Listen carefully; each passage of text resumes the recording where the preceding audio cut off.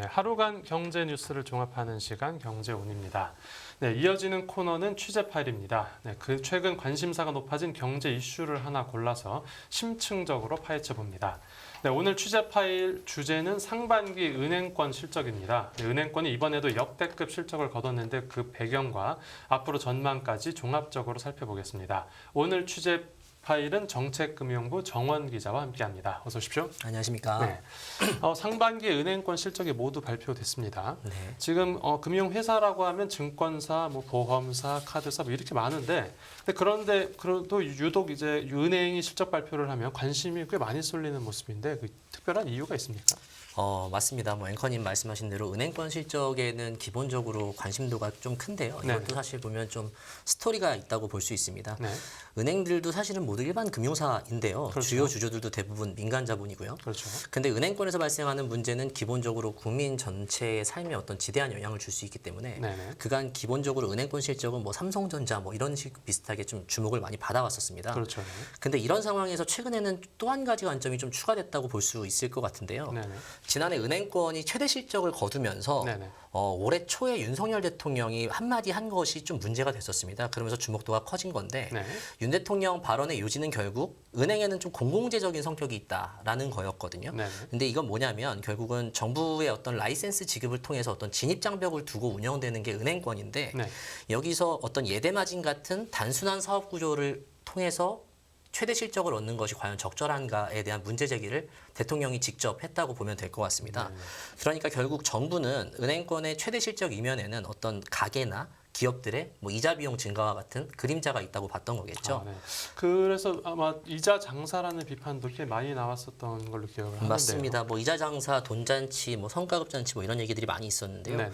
그러니까 이런 상황인데 성과급이나 뭐 배당을 늘리려는 은행권들의 움직임이 당연히 곱게 보일 수는 없었겠죠. 그렇죠. 그리고 네. 그러니까 이런 것은 반대급부로 결국 상생금융을 좀 늘려라라는 압박으로 이어졌던 거고요. 네네. 그렇다 보니 자연스럽게 올해 은행권 실적은 작년 대비는 조금 주춤할 수 있을 것이다라는 전망이 초반에만 해도 확산했었습니다. 네, 그러면 이제 정부가 이번에 어떻게 실적이 나오나 아마 매의 눈으로 지켜봤을 것 같은데 실제로 은행권 실적이 좀 어때 주춤한 모습을 보였습니까? 아니면 잘 나왔습니까? 아닙니다. 실제로 또 뚜껑을 열어보니까 네. 이번에 은행권 실적도 올해 초 전문가들의 예상과는 좀 달랐습니다. 네네. 정부가 상생금융 압박을 하고 있는데 네. 이 얘기의 큰 축은 결국 이자 이익을 통해서 벌어들이는 수익은 좀 줄이고 네. 사회의 어떤 환원을 좀 늘리라는 것이 골자거든요. 네. 그런데 이런 상황에서도 실적 행진이 멈추지 않았던 겁니다. 네네. 손실 흡수 능력이라고 이제 리스크에 대비해서 좀 쌓아놓는 충당금 개념도 있는데요. 네. 이 부분도 늘리라는 주문도 같이 했었는데 이를 대부분 소화하고도 사실 최대 실적 행진이 계속 나오고 있습니다. 그 충당금을 뭐 쌓고 하라는 거 다 했는데도 이렇게 실적 예상치를 뛰어넘었을 정도면 대체 은행들이 얼마나 돈을 번 겁니까?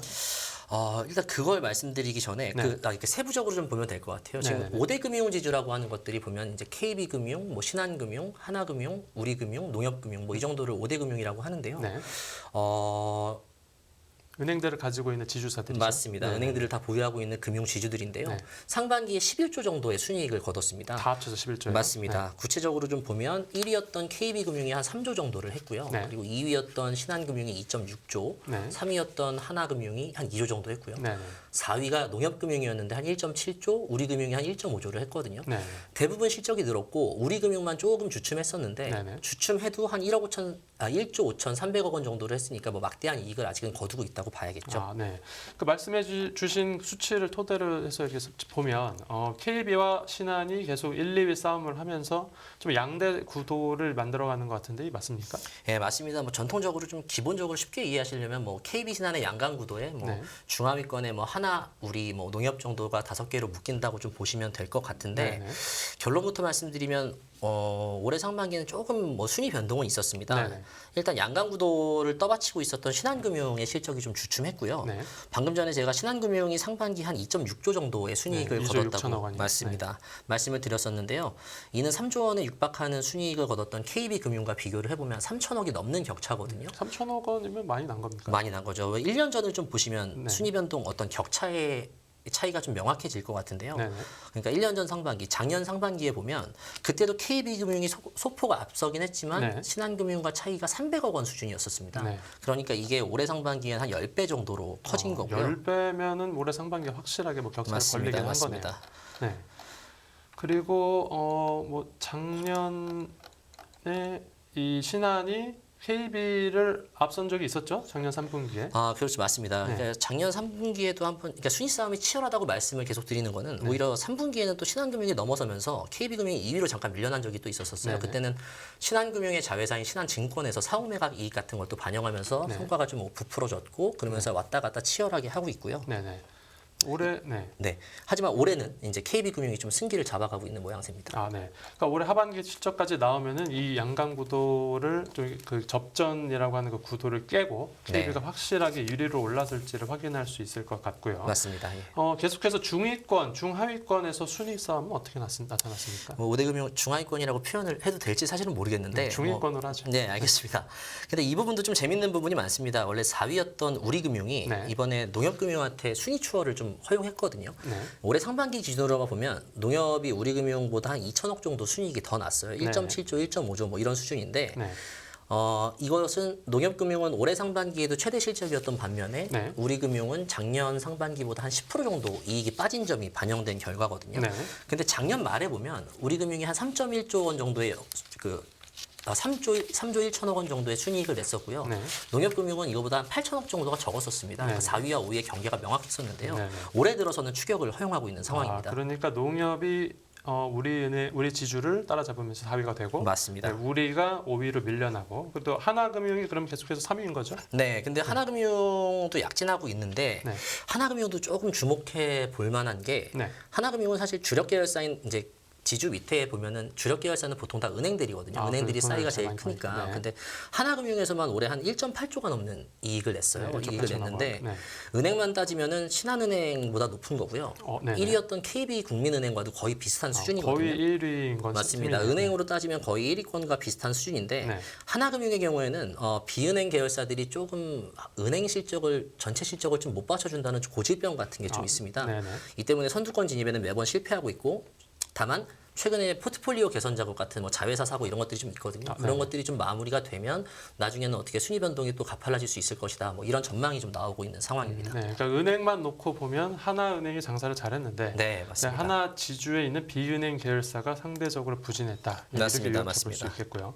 그런데 이게 비은행 계열사가 금융지주 전체 실적에 영향을 미치는 정도가 어떻게 됩니까? 최근엔 좀 커지고 있습니다. 네. 비은행 계열사 실적의 순위 따라서 순위가 좀 약간 변동이 되는 경우가 굉장히 잦아지고 있는데요. 네. 은행업은 네. 솔직히 말하면 좀 공통된 수익 지표를 가지고 있고 네네. 이것 때문에 실적의 방향성이 조금 다 비슷한 측면이 있습니다. 근데 네. 비은행 계열사는 뭐 증권이 있는 금융지주도 있고 네. 없는 금융지주도 있고 그렇죠. 네. 그 가지고 있다고 하더라도 사이즈나 어떤 경쟁력들이 굉장히 천차만별이기 때문에 실적으로 실제로 주는 영향을 봤을 때는 오히려 이 부분이 큰 측면이 좀 있습니다. 네, 은행으로 치면 뭐 예대 마진 정도로 이제 거의 대부분 수익을 내니까 비슷비슷할 텐데 또 이제 비은행 계열사는 워낙에 사업이 다양해서 그렇다는 거죠. 맞습니다. 그 예를 하나 들어드리면 네. 그 KB금융이 올해 좀 입지를 굳힐 수 있었던 것도 네. KB손보라는 자회사 역할이 좀 있었는데 네네. KB손보라는 자회사가 올해 상반기에만 한 5천억 정도를 벌었거든요. KB 손해보험이요. 맞습니다. 네. KB손해보험이 5천억 정도 벌었는데 차보험 실적이 좋아지면서 국민은행과 함께 KB금융지주의 어떤 전체 실적을 떠받치는 그림이 이어지고 있는 건데요. 코로나가 좀 완화되면서 네. 자동차를 많이들 타고 다녀서 그렇게 봐도 되겠죠? 조금 반대일 수도 있는데 네. 코로나 때 좀 약간 교통량이 줄면서 많이 줄어들었다가 네네네. 그 이후에도 약간 그런 추세가 이어지고 있다고 보시는 게 맞을 네네, 것 같습니다. 알겠습니다. 예. 그렇고 금융 지주 입장에서도 그러면 이제 내부적으로 이제 비은행 계열사를 좀 키우려고 하는 분위기가 있습니까? 맞습니다. 비은행 자회사가 왜 중요한지는 또 요 최근의 트렌드를 좀 같이 보면 좋을 것 같은데요. 네. 최근에 금융당국이 은행권 뭐 경쟁 촉진 TF라고 해서 경쟁을 유도하기 위한 TF를 하나 만든 게 있었습니다. 테스크포스팀을 만들었네요. 맞습니다, 네. 맞습니다. 그런데 결국 요것의 약간 골자를 보면 은행 의존도를 줄이라는 얘기입니다. 네. 금융지주 전체 실적이 사실 계열사 중 하나인 은행에 좌우되는 게 네. 어떤 전체 시스템을 봤을 때 리스크가 좀 있다는 거죠. 네네. 은행이 잘 됐을 땐 너무 실적이 많고 안 됐을 그렇죠. 땐 좀 주춤하면 네. 전체적인 관점에서 리스크 관리하기는 어려우니까 네. 보완할 수 있는 다양한 자회사를 두라는 거고 그러니까 정부 입장에서 위험을 분산하라 맞습니다. 이런 거고요. 은행 자체에 대해서도 좀 더 주문이 있는데요. 네네. 아까 뭐 예대마진 말씀하셨으니까 뭐 은행 이익에만 이자 이익에만 기댄 이런 구조가 네. 사실 라이센스를 준 입장에서는 땅 짓고 헤엄치기식의 어떤 영업 관행일 수 있으니까 그렇죠. 이 부분도 비이자 이익을 늘리기 위한 다양한 방안들을 좀 강구해라 뭐 이런 거거든요. 그래서 네네. 정리해 보면 지주는 은행 실적에만 의존하지 마라. 네. 그다음에 은행은 이자 이익에만 치중하지 마라 정도의 메시지가 될 것 같습니다. 네, 네. 또 이제 은행 실적이 좋기는 한데 그 비은행 계열사 실적까지 뭐 좋으면은 당연히 지주 입장에서는 돈을 더 벌 수도 있으니까 네, 맞습니다. 입장에서도 나쁠 건 없어 보입니다. 맞습니다. KB와 신한 지주는 보험사가 실적을 이제 가르게 됐다는 얘기까지 들었고 나머지 지주사들 같은 경우에 비은행 계열사 실적이 좀 어떻게 나왔습니까?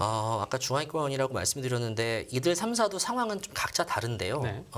좀 보시면 하나은행 아까 뭐 잘 나가고 있다고 말씀드렸잖아요. 네. 근데 하나은행이 하나금융이 5대 금융지주 중에 줄곧 3위에 머물고 있던 것도 뭐 사실 이러한 맥락이 좀 있습니다. 하나증권이 이번에 업황화 카탓에 좀 약간 힘을 쓰지 못했고요. 네. 그리고 생명과 보험, 그러니까 손해보험, 생명보험을 모두 가지고 있긴 한데 네. 생명에서 조금 이익이 나고 손보는 적자를 냈어요. 그래서 보험 전체로 보면 결국은 마이너스였거든요. 네. 그러니까 결국은 지금 하나금융은 자회사가 힘을 전혀 쓰지 못하는 상황에서 전체 실적의 대부분을 은행이 담당하는 구조가 고착화되고 있는 겁니다. 네네. 네, 하나금융을 좀 리딩 금융의 반열에 올리지 못하는 것도 사실 이런 한계점이 좀 반영이 돼 있는 거고요. 네. 조금 더 말씀을 드리면 우리금융, 농협금융 얘기도 좀 드리고 싶은데요. 네네. 이번에 4위, 5위가 바뀐 것도 사실 이 부분의 역할이 좀 컸습니다. 네. 우리금융은 5대 금융지주 중에 사실 자회사 포트폴리오 측면에서는 좀 제일 낙후돼 있다는 평가를 받고 있거든요. 네. 근데 그도 그럴 것이 사실 우리금융은 증권이나 보험 계열사가 아예 없어요. 아예 없고 뭐 하나금융처럼 있는데 실적이 안 나오는 수준이 아니라 네. 아예 없기 때문에 뭐 시너지를 내거나 뭐 이렇게 할 수 있는 상황이 아예 아닌 거고요. 네. 근데 반면에 농협금융은 네. 증권업계 톱티어 업체 중에 하나인 뭐 NH증권을 가지고 있고요. 네네. 생보 5위권인 농협생명도 가지고 있고요. 그리고 요즘에 좀 잘 나가는 NH손보도 가지고 있고요. 네네. 어떻게 보면 뭐 완성된 라인업을 가지고 있다고 볼 수 있거든요. 네네. 그래갖고 이제 자회사들이 어떤 은행권의 약간 열의한 경쟁력을 커버하는 어떤 바람직한 모델을 만들어가고 있는 건 거죠. 네, 지금까지 그 상반기 실적에 대해서는 들어봤고 이제 끝으로 그 전망을 들어봐야 될 것 같은데 네. 하반기에 은행권 실적 어떻게 잘 나올 걸로 보고 있습니까? 뭐 핵심 수익표 중에 하나인 게 뭐 순이자 마진이라는 게 있는데요. 네. 그것이 좀 견조하다는 점에서는 뭐 잘 나올 것 같다는 생각도 듭니다. 다만 네. 충당금 이슈라는 거를 좀 같이 봐야 될 필요는 있는데요. 충당금이요? 맞습니다. 일단 금융 당국이 최근에 은행권에 자본확충 3종 세트라는 거를 적용하라고 계속 압박을 하고 있거든요. 네. 뭐 경기 대응 완충 자본, 스트레스 완충 자본, 그리고 네. 뭐 특별 대손 준비금, 적립 요구권 이거를 3종 세트라고 하는데 네. 결국은 은행업이 안 좋으니까 미리 대비해서 선제적으로 좀 충당금을 많이 쌓으라는 요구인 거거든요. 네. 근데 겉으로만 보면 좀 잘 나가고 있는데 왜 충당금을 더 쌓으라는 건지 좀 갸우뚱할 수도 있습니다. 많은 시청자분들이 근데 이런 걸 좀 알고 계실 거예요. 최근에 뭐 실리콘밸리 은행 얘기가 좀 있었고 네, 그렇죠. 크레디스 스위스 사태도 좀 있었잖아요. 네. 그리고 국내에서 좀 글로벌리하게 만연해 있는 은행권 리스크를 좀 피해갈 수 있는 건 최근에 5대 금융지주 정도밖에 없는데 네. 근데 최근에는 5대 금융지주들조차 연체율 같은 게 조금 오르고 있습니다. 네. 그리고 최근에 또 우리나라에서는 그 새마을금고 사태가 또 있었지 않습니까? 네네, 그렇죠. 그러니까 이것이 지금 사태를 조기 진압이 좀 어느 정도 되긴 했지만 리스크가 완전히 사라졌다고 보는 사람은 없는 거고요. 네.